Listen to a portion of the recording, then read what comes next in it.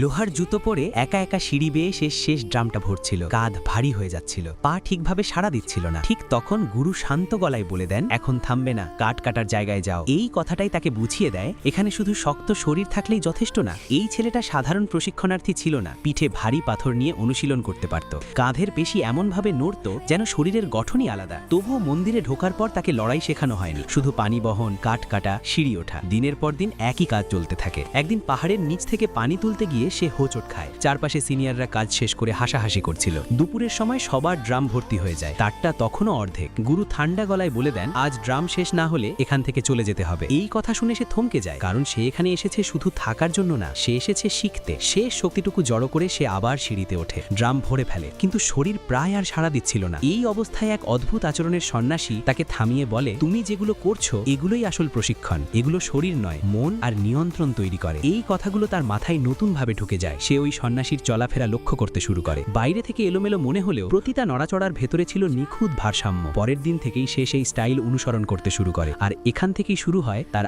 আসল পরিবর্তনের পথ।